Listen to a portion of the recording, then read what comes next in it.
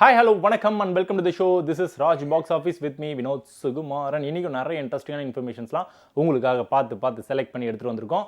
ஷோக்குள்ள போலாமா? Let's go to the show. This is Raj Box Office with me, Vinod Sugumaran.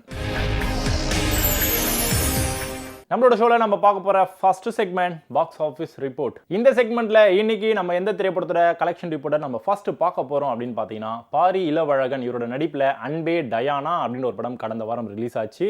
நிறைய எதிர்பார்ப்பு நடுவில் படத்தை வந்து ரிலீஸ் பண்ணாங்க. ப்ரொமோஷனாக ரொம்ப அழகாக டீசெண்டாகவே வந்து பண்ணியிருந்தாங்க. இந்த படத்தோட பட்ஜெட் எவ்வளோ அப்படின்னு பார்த்தீங்கன்னா, அப்ராக்சிமேட்டாக 3 to 4.5 கோடி ரூபாய் பட்ஜெட்டில் இந்த படத்தை வந்து உருவாக்கியிருந்தாங்க. நிறைய செலிபிரிட்டிஸ் படத்தில் பர்ஃபார்மன்ஸ் வந்து பண்ணியிருந்தாங்க.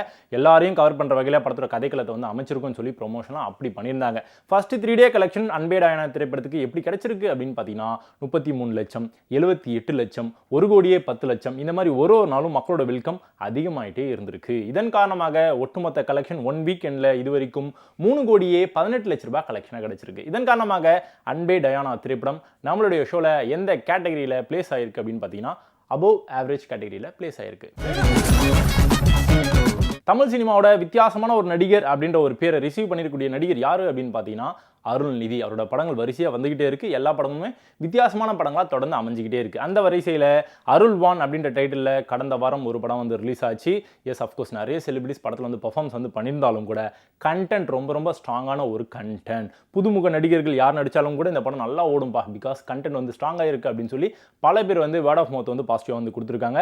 இப்போ கூட வந்து சக்கப்போடு போட்டுட்ருக்கு தேட்டரில். ஸோ ஃப்ரீயாக இருக்கீங்க அப்படின்னா இந்த படத்தை தேட்டரில் போய் பார்த்து என்ஜாய் பண்ணுங்கள். அப்ராக்சிமேட்டான பட்ஜெட்டில் இந்த படத்தை வந்து உருவாக்கியிருக்காங்க. மீடியமான பட்ஜெட் அப்ராக்சிமேட்டாக சொல்லணும் அப்படின்னு பார்த்தீங்கன்னா 4 கோடி ரூபாய் பட்ஜெட்னு வச்சுக்கோங்களேன். எஸ், அஃப்கோர்ஸ் டீசெண்டான பட்ஜெட்டில் இந்த படத்தை வந்து உருவாக்கியிருக்காங்க.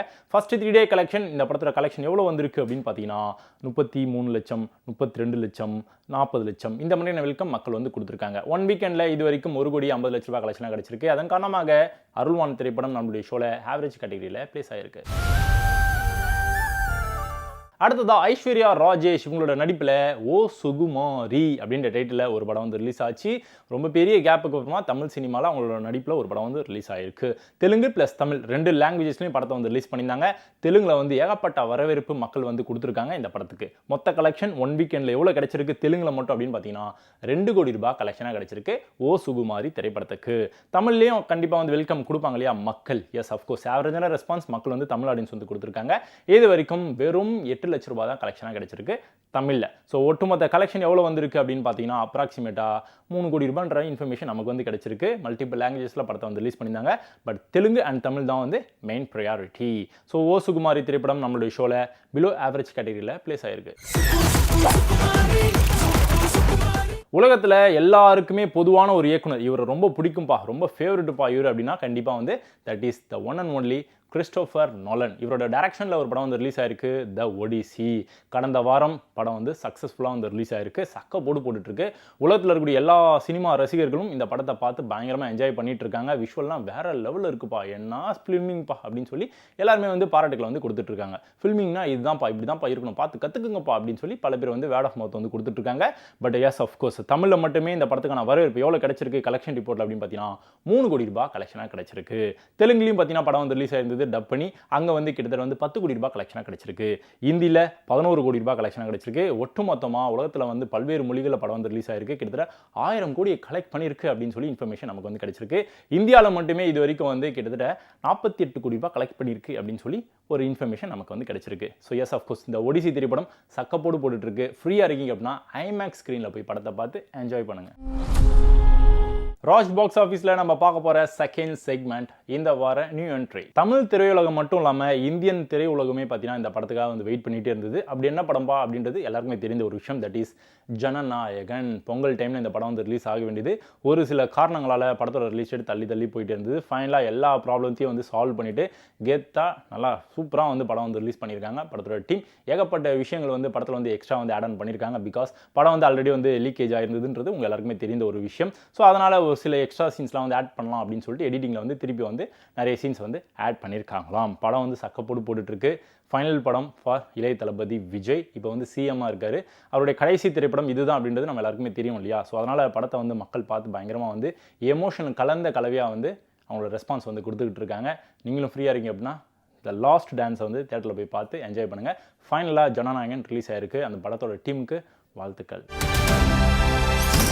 ஜூலை 24ஆம் தேதி நாங்கள் களத்தில் இறங்குறோம் அப்படின்னு சொல்லி ப்ரொமோஷன்லாம் பண்ண டீம் தான் சத்யவான் சாவித்ரி. இந்த படத்தோட லீட் கேரக்டர்ஸ் யார் அப்படின்னு பார்த்தீங்கன்னா மிஷ்கின் அண்ட் கீர்த்தி சுரேஷ். ரெண்டு பேரும் எலியும் பூனையுமா பயங்கரமாக பர்ஃபார்மன்ஸ் வந்து கொடுத்துருக்காங்க. படத்தை தேட்டரில் போய் பார்த்து என்ஜாய் பண்ணுறீங்க அப்படின்னா வேற லெவல் எக்ஸ்பீரியன்ஸ் உங்களுக்கு காத்துக்கிட்டு இருக்குப்பா அப்படின்னு சொல்லி ப்ரொமோஷன் அப்படி பண்ணாங்க. பட் படத்தோட ரிலீஸ் டேட் வந்து தள்ளி போயிருக்கிறதா நமக்கு வந்து இன்ஃபர்மேஷன் கிடைச்சிருக்கு. ஏன் அப்படின்னு பார்த்தீங்கன்னா ஜனநாயகன் படம் ரிலீஸ் ஆயிருக்கு. அதன் காரணமாக ஸ்க்ரீனிங்ஸ் மேக்ஸிமம் பார்த்தீங்கன்னா ஆக்குபை பண்ணியிருக்காங்க ஜனநாயகன் டீம். அப்படின்றதுனால எஸ் அஃப்கோர்ஸ் ஆடியன்ஸ் வந்து மாசான ஆடியன்ஸ்லாம் இருக்காங்க இல்லையா, எல்லாருமே வந்து அந்த படத்துக்கு தான் இம்பார்ட்டன்ஸ் வந்து கொடுப்பாங்க. ஸோ இதுக்கு நடுவில் வந்து ஒரு படம் வருது, சின்ன படம் வருது அப்படின்னா எஸ் அஃப்கோர்ஸ் தெரியாமல் போயிடும். அப்படின்றதுனால நல்ல கண்டென்ட் உள்ள படம்ப்பா, பொறுமையாக வெயிட் பண்ணி நிதானமாக ஒரு மாதம் கழிச்சு கூட ரிலீஸ் பண்ணிக்கலாம் அப்படின்னு சொல்லி இந்த படத்தோட டீம் லைட்டாக வந்து பேக் அடிச்சிருக்காங்க. ஸோ ஜனநாயகன் டீமுக்கு வந்து வாழ்த்துக்களையும் வந்து கன்வே பண்ணியிருக்காங்க இந்த படத்தோட டீம். ஸோ சத்யவான் சாவித்ரி இப்போதைக்கு வந்து பேக் அடிச்சிருக்காங்க. எப்போ ரிலீஸ் டேட் கொடுப்பாங்க நமக்கு தெரியல, வெயிட் பண்ணி பார்க்கலாம். பப்ளிக் ஒப்பீனியன் அப்படின்றது ஒரு படத்துக்குமே ரொம்ப முக்கியமான ஒரு விஷயமா இருக்குது. பிகாஸ் வேர்ட் ஆஃப் மவுத் யாரெல்லாம் வந்து பாசிட்டிவாக சொல்கிறாங்க, யாரெல்லாம் அந்த படத்தை பற்றி நல்ல விதமாக வந்து ஷேர் பண்ணுறாங்க அப்படின்றத பார்த்ததுக்கு அப்புறம் தான் அந்த படத்தை பார்க்கலாமா வேணாமான்ற ஒரு டிசிஷனே மக்கள் வந்து எடுக்கிறாங்க. பிகாஸ் அவ்வளோ படங்கள் பேக் டு பேக் வந்துக்கிட்டே இருக்குது. எல்லா படத்தையும் நம்மளால் தேட்டரில் போய் பார்த்து என்ஜாய் பண்ண முடியாது. ஸோ உங்களுக்காக வந்து ஒரு சில பப்ளிக் ரிவ்யூஸ் வந்துக்கிட்டே இருக்குது. யார் யார் என்னென்னலாம் சொல்கிறாங்கன்றதை வாங்க பார்க்கலாம். ஃபர்ஸ்ட் டைம் வந்து நான் தளபதியோடைய படத்துக்கு வந்து ஃபர்ஸ்ட் டே ஃபர்ஸ்ட் ஷோ வரேன். ரொம்ப ஹாப்பியாக இருக்குது. இந்த மாதிரி கட் அவுட்லாம் நான் இதான் ஃபர்ஸ்ட் டைம் பார்க்குறேன். ஏன்னா கூட்டமாக இருக்கும், நான் வரவே மாட்டேன். ஃபர்ஸ்ட் டே OTFC ஷோக்கு வர்றது, நான் வந்துட்டு இன்னொரு ஊர்ல இருந்து இங்கே வரேன். ரொம்ப சந்தோஷமா இருக்கு. பெரிய ஹிட்டா இருக்க போது, அதுவும் டைட்டில் கார்டுல வந்துட்டு முதலமைச்சர் அப்படின்னு வர்றதுனால இன்னும் சந்தோஷமா இருக்கு. Very very happy. ஃபுல்லா பாலிடிக்ஸ் தான் ப்ரோ. செகண்ட் ஹாஃப் ஃபுல்லாவே சினிமாக்குள்ள வர நம்ம தளபதி ஆஸ் யூஷுவல் பின்னி பெடல் எடுத்துட்டாரு. ஆசம். நல்லா இருந்தது. எக்ஸ்பெக்டேஷன் இல்லாம வந்து எல்லாம் செமையா இருக்கு. ஆனா ரொம்ப ஃபீலிங் ஆச்சு கடைசி பண்ணி. சாங்ஸ் எல்லாமே நல்லா இருந்துச்சு, ஃபைட் எல்லாமே அதிர மாதிரி இருந்துச்சு, கிளைமேக்ஸ் ரொம்ப நல்லா இருந்துச்சு, கேமராமேன் நல்லா ஒர்க் பண்ணியிருக்காங்க. ஏதோ இருக்குண்ணா, வேற லெவல்ல இருக்கு. எதிர்பார்த்ததோட அதிகமாவே இருக்கு. அவரோட ஃபைனல் மூவினோட இதுதான் ஃபர்ஸ்ட் பிகினிங் மாதிரி இருந்துச்சு. ரொம்ப நல்லா இருந்துச்சு. நல்லா இருக்கு ப்ரோ. வேற லெவல், சொல்லதுக்கு அளவே இல்லை. இந்த மாதிரி இது வேற level bro. Super bro. Blast தான். ஜனநாயகன் வந்து தமிழ்நாடு ஃபுல்லாக எல்லாரும் பார்க்கணும். இது வந்து இவ்வளோ டிலே ஆகி வந்திருந்தாலும் பார்க்க வேண்டிய படம். உள்ள வந்து மொத்த விஷயங்களும் சொல்லியிருக்காங்க. ராஜ் பாக்ஸ் ஆஃபீஸில் நம்ம பார்க்க போகிற that segment ready for the race. Marvel ஃபேன்ஸ்லாம் ரெடியாக இருப்பீங்கன்னு நினைக்கிறேன். Yes, Spiderman the brand new day அப்படின்ற டேட்டில் படம் வந்து ரிலீஸ் ஆக போது ப்ரொமோஷன் அப்படி பண்ணிட்டு இருக்காங்க. ஸ்பைடர்மேன் அப்படின்னாலே சின்ன வயசுல வந்து நம்ம பார்த்து வளர்ந்த ஒரு மூவி சீரியஸ். ரொம்ப பெரிய ஒரு கேப்புக்கு அப்புறமா அடுத்த ஒரு படம் வந்து ரிலீஸ் ஆக போது ப்ரொமோஷன் அப்படி பண்ணியிருக்காங்க. உலகத்தில் இருக்கக்கூடிய எல்லா ஸ்பைடர்மேன் ரசிகர்களும் இப்போ வந்து ரெடி ஆகிருப்பாங்க. ஜூலை 30ஆம் தேதி படத்தை வந்து ரிலீஸ் பண்ண போகிறாங்க. நிறைய அப்டேட்லாம் வந்து பேக் டு பேக் வந்து கொடுத்துட்டே இருக்காங்க. விஷுவல்ஸ் இது வரைக்கும் நீங்கள் நிறைய விஷுவல்ஸ் வந்து பார்த்துருப்பீங்க ஸ்பைடர்மேன் திரைப்படத்தில். பட் அதெல்லாம் வந்து ஓவர்டேக் பண்ணி டாப்லவே உட்கார லெவலுக்கு இந்த படத்தில் ஏகப்பட்ட விஷுவல்ஸ் வந்து இருக்கா. மேஜிக்கலான விஷயத்தெல்லாம் நீங்கள் வந்து பார்ப்பீங்க. கண்டிப்பாக வந்து உங்களோட மனசில் இந்த படம் வந்து ஒரு இடத்த கண்டிப்பாக பிடிக்கும்னு சொல்லி ஆணித்தனமாக சொல்லி ப்ரொமோஷன்லாம் பண்ணியிருக்காங்க இந்த படத்தோட டீம். இந்தியா முழுக்க படம் வந்து ரிலீஸ் ஆக போகுது. என்னைக்கு அப்படின்னு பார்த்தீங்கன்னா July 30th. Spiderman the brand new day is on the way. July 23ஆம் தேதி இந்த படம் ரிலீஸ் ஆகும் அப்படின்னு சொல்லி ஃபர்ஸ்ட் ப்ரொமோஷன்லாம் பண்ணாங்க. பட் அதுக்கப்புறமா லைட்டாக வந்து போஸ்ட்போன் பண்ணியிருக்காங்க. ஒரு வாரம் கழிச்சு இந்த படம் வந்து ரிலீஸ் ஆக போகுது. That is July 31st. படத்தோட பேர் என்ன அப்படின்னு பார்த்தீங்கன்னா சிக்மா. ஜேசன் சஞ்சய் இவரோட டைரக்ஷன் இந்த படம் வந்து உருவாக்கப்பட்டிருக்கு. யாரெல்லாம் நடிச்சிருக்காங்கன்றது உங்க எல்லாருக்குமே தெரிஞ்சிருக்கும். பட் இருந்தாலும் படத்தோட பெரிய பிராண்ட் இப்போ யாராக இருக்கிறது அப்படின்னு பார்த்தீங்கன்னா ஜேசன் சஞ்சய். கரண்டில் வந்து சிஎம்மாக இருக்கக்கூடிய நம்ம தளபதி விஜய் அவர்களுடைய மகன் தான் ஜேசன் சஞ்சய். இவருடைய ஃபர்ஸ்ட் திரைப்படம் தான் இந்த திரைப்படம். அவருக்கு வந்து நடிப்புலலாம் இன்ட்ரெஸ்ட்லாம் இருக்குது அப்படின்னு சொல்லி ரீசெண்டாக வந்து விஷயங்களை வந்து ஷேர் பண்ணியிருந்தாரு. பட் இருந்தாலும் ஃபர்ஸ்ட் டைரக்ஷன் தான். இந்த படம் சக்ஸஸ்ஃபுல்லாக வந்து ரிலீஸ் ஆகணும், மக்களுக்கு வந்து பிடிக்கணும் அப்படின்றதுனால நிறைய விஷயங்கள் வந்து எக்ஸ்ட்ரா விஷயங்கள்லாம் வெளியில் வந்து ஷேர் பண்ணிட்டு இருக்காங்க. படத்தை பற்றி நிறைய இன்டர்வியூஸ்லாம் வந்து கொடுத்துட்டு இருக்காங்க. படம் எப்படிப்பட்ட ஒரு டாக்கான ஒரு படமாக அமைய போது, தமிழ் சினிமாவில் ஜேசன் சஞ்சய்க்கு ஒரு நல்ல இடம் கிடைக்குமா கிடைக்காதா அப்படின்றதெல்லாம் வெயிட் பண்ணி பார்க்கலாம். இப்போதைக்கு படத்தோட லிஸ்ட் வந்து லாக் பண்ணியிருக்காங்க சிக்மா படத்தோட team. That is July 31st. Raj box ஆஃபீஸில் நம்ம பார்க்க போகிற final segment that is the most awaited films. ஒரு மாதமும் பார்த்தீங்கன்னா ஏதாச்சும் ஒரு பெரிய நடிகர்களுக்கு ஒரு படம் வந்து கண்டிப்பாக வந்து ரிலீஸ் ஆகும். அப்படி ரிலீஸ் ஆகும்போது அந்த மாதத்தை ஃபுல்லாக அவங்களே வந்து ஆக்குபை பண்ணி பார்க்க. அந்த மாதிரி ஜூலை மாதத்தோட எண்டை வந்து நம்ம தளபதி விஜய் சார் வந்து ஆக்குபை பண்ணியிருக்காரு.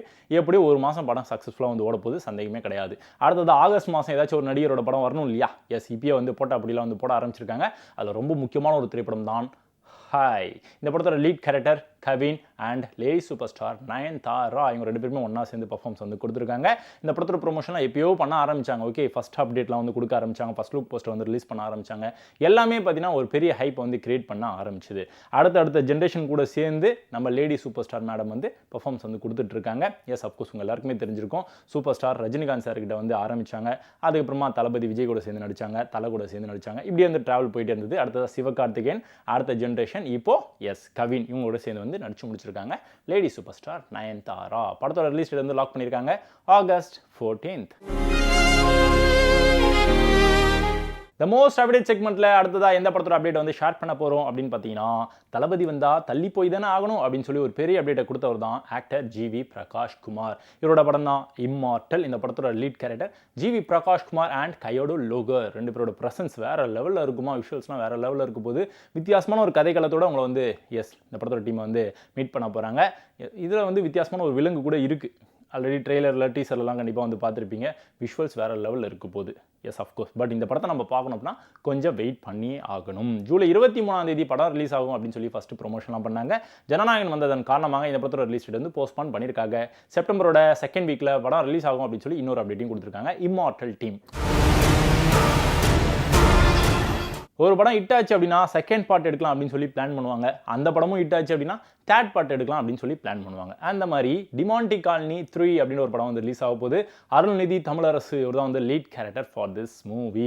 ப்ரொமோஷனாக இப்போ லைட்டாக வந்து பண்ண ஆரம்பிச்சிருக்காங்க. செப்டம்பர் மாதம் 10 படம் வந்து ரிலீஸ் ஆக போகுது. ஆல்ரெடி 2 பார்ட் வந்து ரிலீஸ் ஆயிருந்தது. 2 படமும் பார்த்தீங்கன்னா பட்டை கலப்பின படமாக இருந்தது. இந்த படத்தில் எப்படிப்பட்ட சீக்வன்ஸ்லாம் ஆட் பண்ணியிருக்காங்க, எப்படிலாம் நம்மளை பயமுறுத்துறதுக்காக ரெடி பண்ணியிருக்காங்க விஷுவல்ஸ்லாம் அப்படின்றத பார்க்கறதுக்காகவே பல பேர் ஈகராக வெயிட் பண்ணிட்டு இருக்காங்க. படத்தோட ரிலீஸ் டேட் வந்து லாக் பண்ணியிருக்காங்க இந்த படத்தோட team. That is September 10th.